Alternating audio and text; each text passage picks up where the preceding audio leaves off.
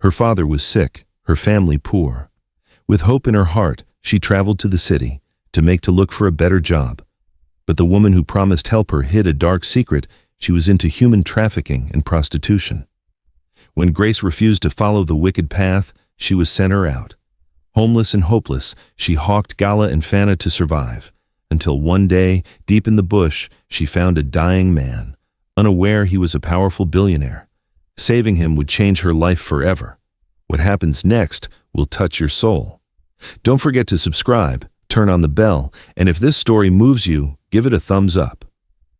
Now, grab your popcorn, let me tell you an interesting story.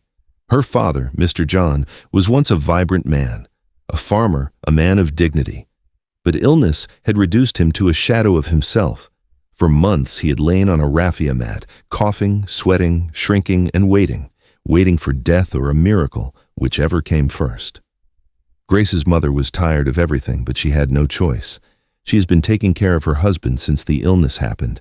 She could no longer go to market to trade or do other jobs. She is dedicated to take care of her husband until the worst happens.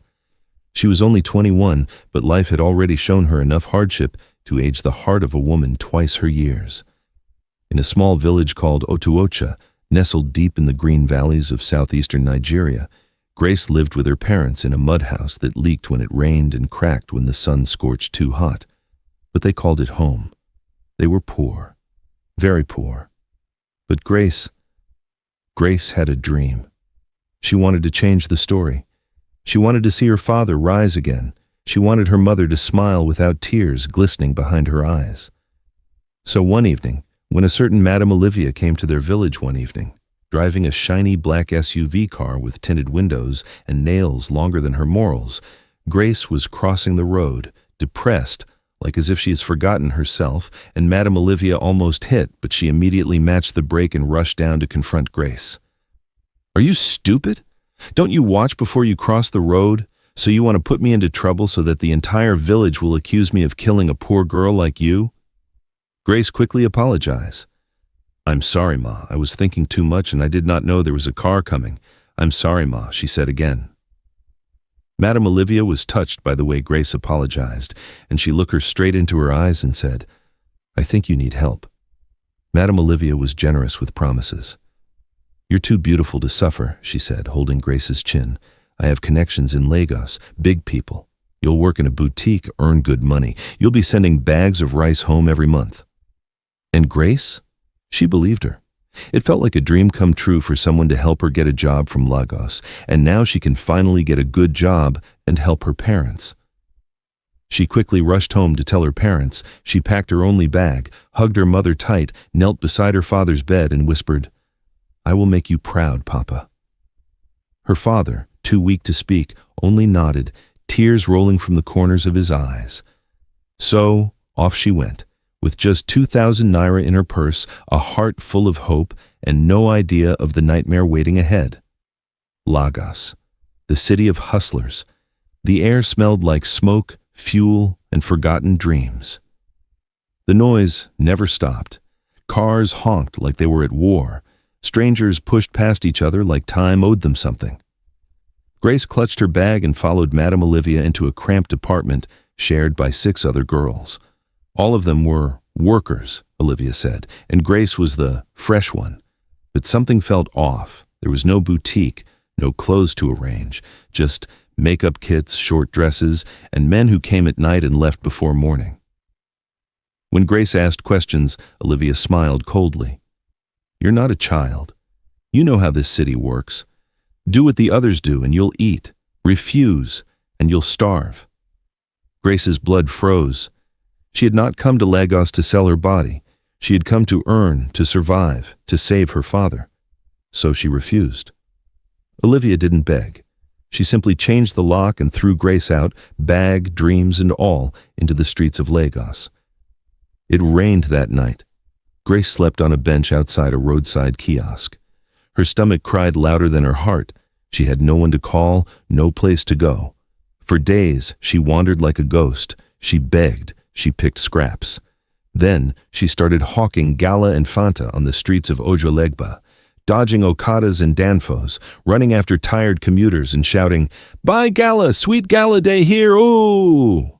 Men hissed at her, some tried to grab her, some laughed, but she kept running. Every night she wept herself to sleep under a bridge, thinking of home, of her mother's soft hands and her father's fading voice.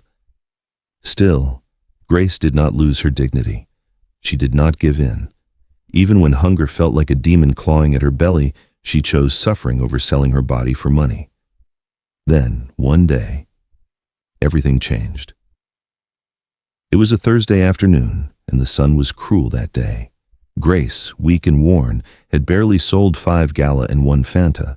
She wandered far, too far, until the busy roads faded into the bush. She didn't know why. She was lost in her thoughts. But then she heard it. A groan, not far from the roadside, hidden beneath thick grass, lay a man. His clothes were stained with blood, his chest rising in shallow gasps. His face was pale, his eyes half shut. He had been shot. Grace panicked. She looked around. No one. The area was quiet. The only sound was his breath, and even that was fading. She should have run. She was just a poor hawker with no strength left. But something deep inside her pulled her closer. "Sir?" she whispered, kneeling beside him. He couldn't speak. Only his eyes moved. In his hand was a phone, bloodied but working. He pressed it into hers. "Call," he whispered. "Call. Daniel?" Grace didn't know who Daniel was, but she didn't waste time. She dialed the number written on a card in his wallet. When the voice answered, she shouted, "Please, he's dying! Send help! Please!" The voice said nothing else, just, "Send me your location." Within minutes, black SUVs arrived. Men in black suits jumped out and lifted the man into the car. They looked at Grace like she was a ghost. "You saved his life," one of them said. They didn't take her name. They didn't ask questions. They just disappeared into the bush path the way they came, fast and clean. Grace stood there, confused. She didn't know what had just happened. She didn't know who the man was. She didn't know she had just saved Nathaniel Obasi, the reclusive billionaire who had been missing for 2 days after an attempted assassination by business rivals, a man whose wealth controlled airlines, oil blocks, and politicians, a man the country thought was already dead. And she had saved him. Not a nurse, not a doctor, not a soldier, a poor village girl with a broken spirit and nothing to lose. Her name was Grace, and her journey was just beginning. Grace didn't know it yet, but the wheels of destiny had started to turn. That same evening, as she returned to her spot under the bridge, she thought nothing of what had happened. She didn't expect a thank you or a reward or even a phone call. People like her were invisible, ghosts in the city. She saved a man's life and went back to hawking Gala and Fanta like nothing happened. But somewhere across the city, in a private hospital guarded like a military base, a man lay awake, thinking of her. His name was Nathaniel Obasi. He was no ordinary man. In his world, money opened every door, but for the first time, it couldn't stop bullets. He had been ambushed on his way to a private airstrip, left for dead. No one knew where he was, until a street girl with calloused feet and a trembling voice called the only number in his wallet, and then disappeared. She didn't even wait to be thanked, Nathaniel asked his personal assistant Daniel. "No, sir," Daniel replied. "She just left. We tried to trace her, but Lagos is too big, too noisy, too heartless." For days, Nathaniel thought of nothing else. In the middle of board meetings, her voice echoed in his mind. In the quiet of the night, her image lingered, barefoot, tired, but full of strength.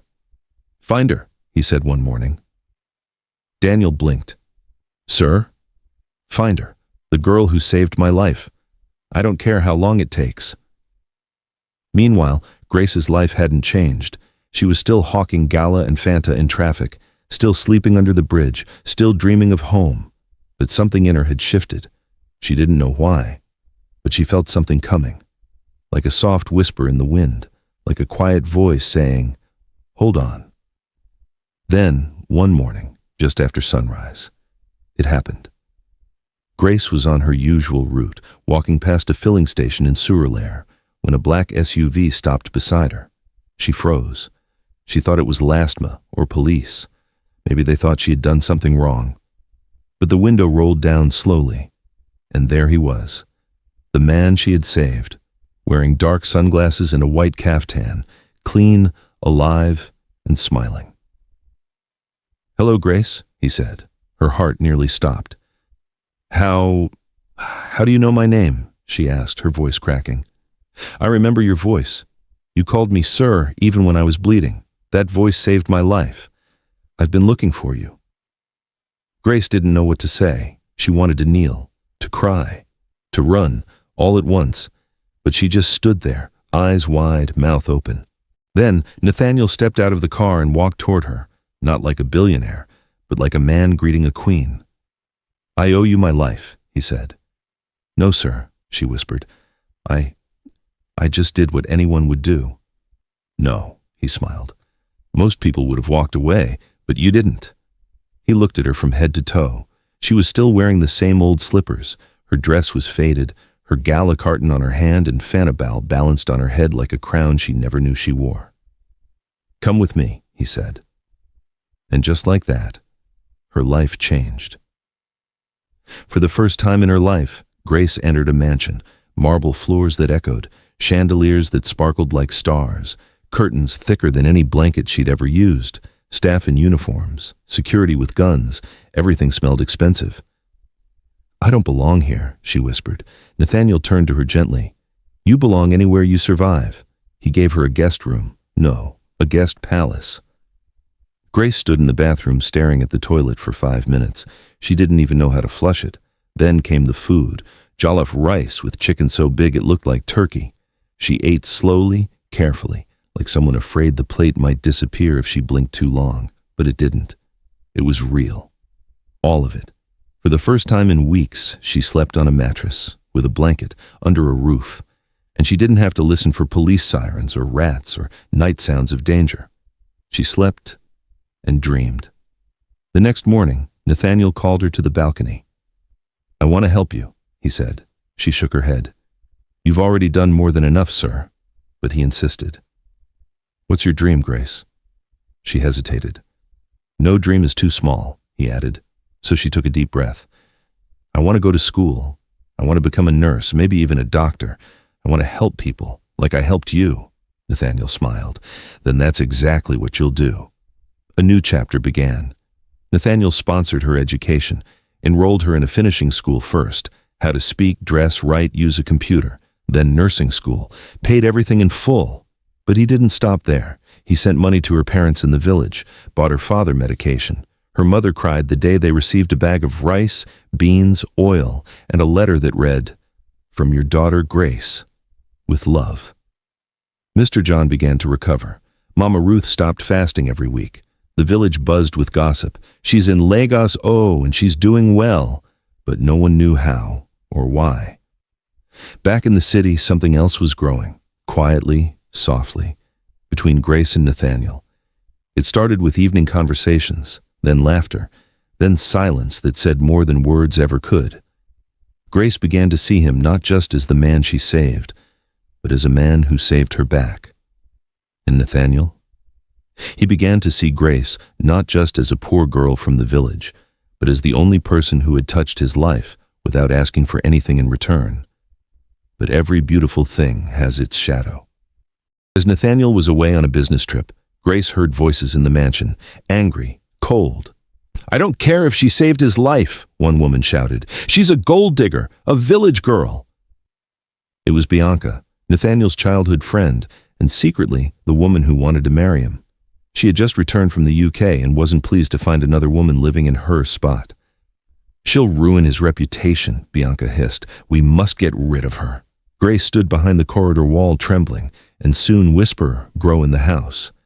"She doesn't belong here. She's just a water hawker. Why is Oga Nathaniel wasting his time on her? She must have done juju." Grace could feel the air change. It used to be warm, welcoming. Now it was tight, watchful. Smiles became fake, greetings became cold. But she stayed quiet. She remembered where she came from, under the bridge, fighting mosquitoes, sleeping with one eye open. She reminded herself daily, You are not here to impress, you are here to become. Yet even as she focused on her nursing school, Bianca's plans were unfolding behind closed doors. Bianca wasn't just any woman. She was the daughter of a senator, wealthy, educated, powerful, and worse, entitled. She believed Nathaniel owed her love, and she would do anything to make Grace disappear.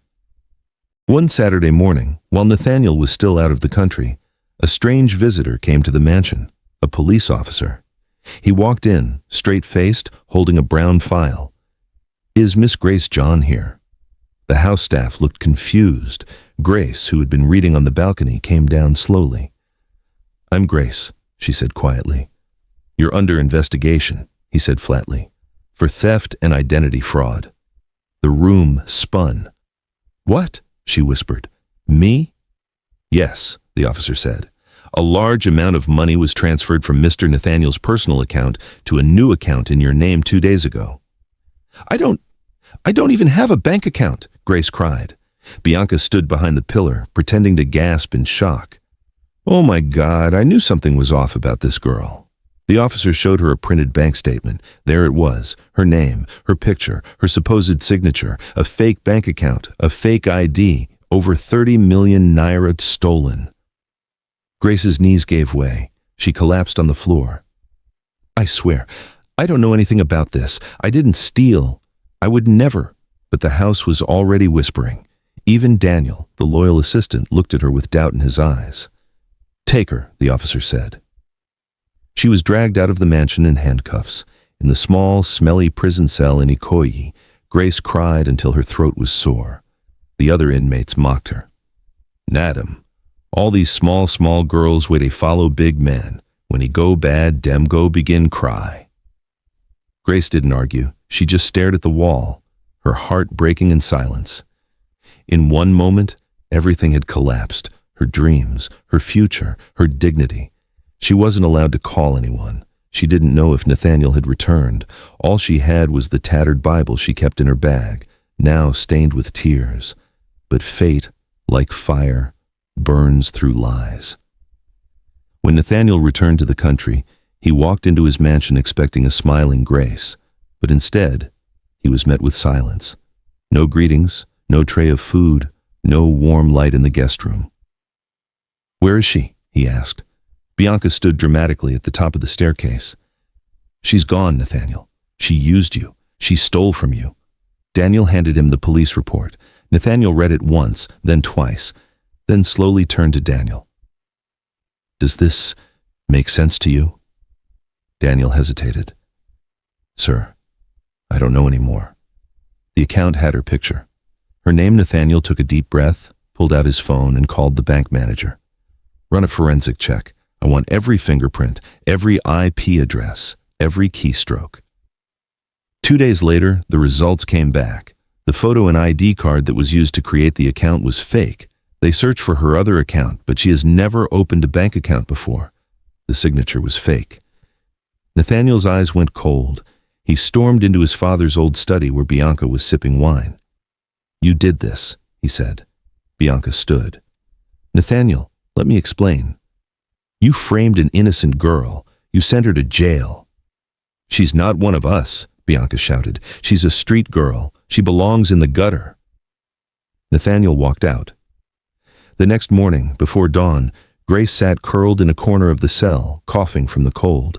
The gate creaked open. "Grace John." She looked up, too weak to respond. "You're free to go." She blinked. What? "Your case has been dismissed. Someone posted your bail and proved your innocence." Grace stepped out of the cell slowly, barefoot, shivering. Outside, a car was waiting. It was Nathaniel. He stepped out.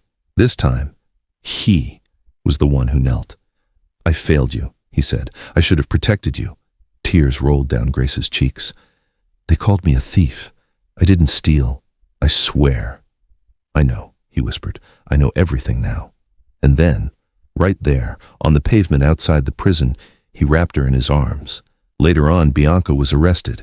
Her father pulled every string to save her, but the evidence was undeniable. The headlines hit every newspapers and blogs. "Billionaire's fiancé jailed for cyber fraud. Street girl framed for 30 million naira theft cleared of all charges. But Grace didn't care about the noise. All she wanted was peace. Nathaniel moved her into a smaller house, away from the drama. She returned to school, head held high. People now whispered good things about her. She passed her exams, graduated. Then, on the day she received her nursing license, Nathaniel knelt again, this time with a ring. "Not because you saved me," he said. "Not because I owe you anything, but because I've seen your heart, and I've never met anyone like you. Will you marry me?" Grace looked at the ring, then at the man who had once been a stranger bleeding on the road, and she said, "Yes." Please subscribe to my channel for more amazing videos like this.